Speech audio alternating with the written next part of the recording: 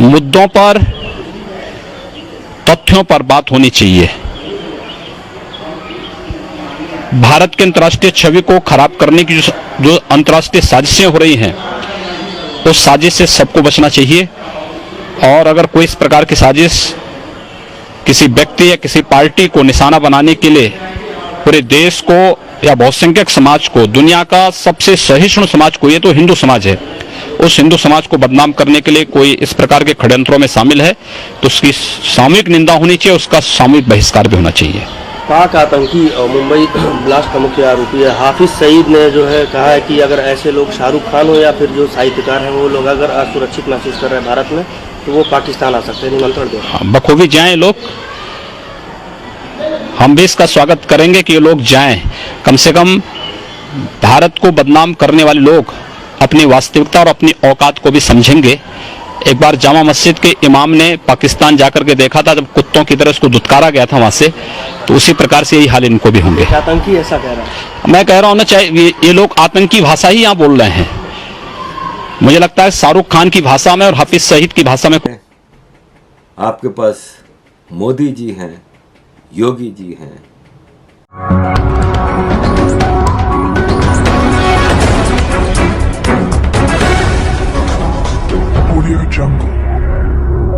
प्रधानमंत्री मोदी के बाद अब जोगी के नाम की गूंज भी पाकिस्तान से सुनाई दे रही है।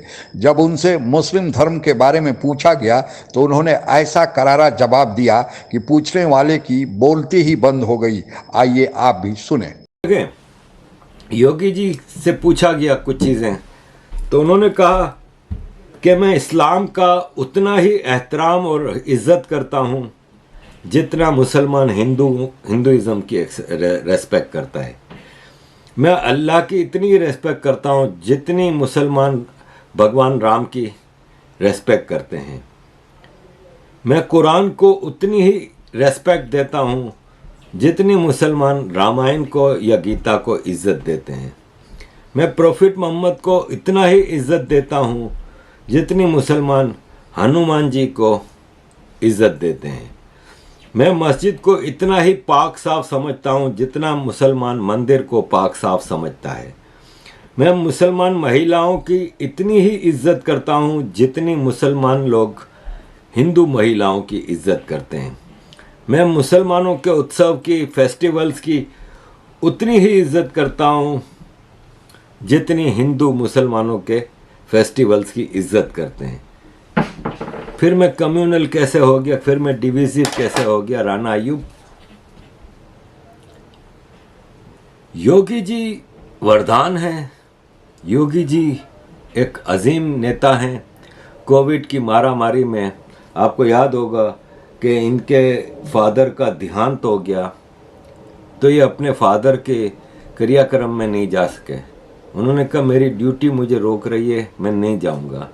ये कई सालों बाद अभी अपनी माताजी से मिले, उनका आशीर्वाद लिया। इनकी बहन मजदूरी करती है, इनके परिवार के किसी आदमी को नहीं करप्शन की गई है, कोई ठेका दिया गया हो या कुछ वो किया गया हो। उनसे पूछा गया कि आपकी बहन तो मजदूरी करती है, तो उन्होंने कहा कि मैं अपने परिवार का सीएम नहीं हूँ, मैं आम यूपी के लोगों का सीएम हूँ। मुझे यूपी का परिवार जो मेरा है उसका ख्याल रख। आम आदमी, गरीब आदमी बैठा है कुर्सी पे, योगी जी खड़े होकर उनसे वो ले रहे हैं दरख्वास्त। आम आदमी को एक्सेस हासिल है योगी जी के। जिसको कोई मसला है वो योगी जी से जाके वो कर सकता है, उसमें कोई धर्म का मसला नहीं है। एक मुसलमान औरत भी बैठ के योगी जी को अपनी विनती दे रही है, आम आदमी भी दे रहा है, और इज्जत के साथ कि योगी जी खड़े हैं और जिसकी अर्जी है, जिसकी विनती है, जिसकी दरख्वास्त है, जिसकी पर्ची है, वो बैठ के दे रहे हैं। हर आदमी की इज्जत को धर्म के बारे में जब उनसे पूछा गया तो उन्होंने साफ साफ कहा कि वे मुस्लिम धर्म को उतना ही आदर देते हैं, सम्मान देते हैं जितना मुस्लिम धर्म के मानने वाले लोग हिंदू धर्म को देते हैं, सनातन धर्म को देते हैं।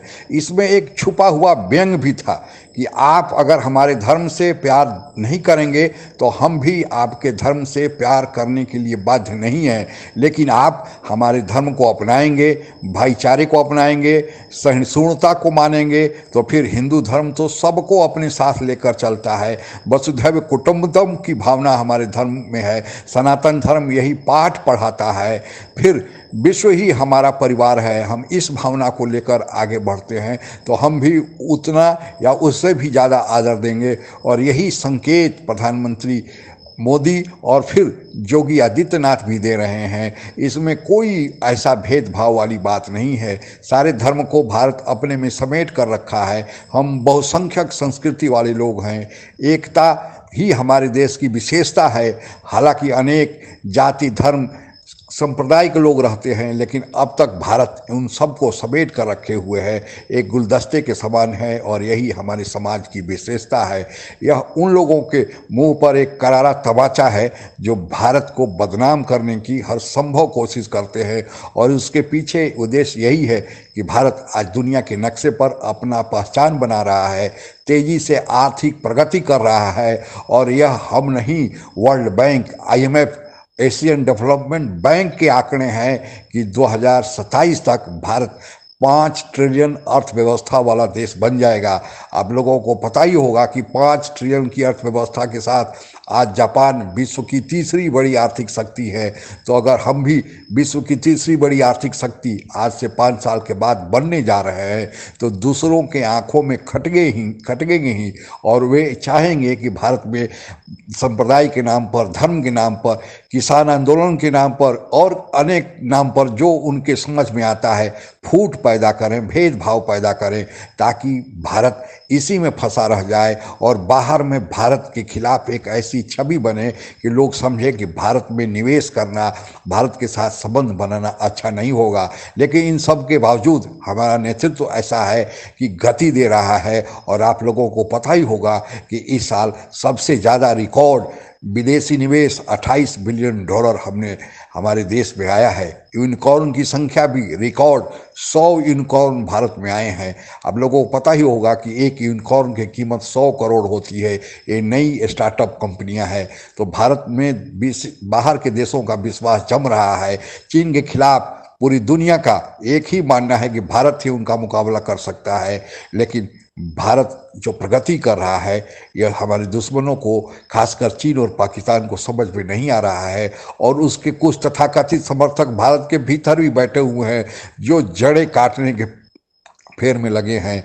और उन पर जब मोदी और योगी प्रहार करते हैं तो वे बिलबिला कर कहते हैं कि उनके साथ भेदभाव किया जा रहा है। भेदभाव नहीं किया जा रहा है, बल्कि जो भेड़ियों हमारे देश में हमारे देश को खोखला करने के लिए छिपे हुए हैं उनको निकाल कर उन्हें उनके जगह को, उनकी जो असल जगह है उन्हें पहुंचाया जा रहा है। और यही इन लोगों का, योगी और मोदी का दोष है।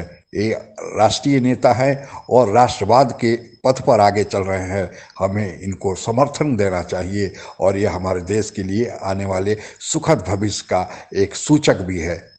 आप अगर हमसे जुड़ा रहना चाहते हैं तो कृपया मेरे चैनल को सब्सक्राइब करें तथा बेल आइकन भी दबा दें ताकि नई वीडियो की जानकारी तुरंत आप तक पहुंच जाए। धन्यवाद। जय हिंद।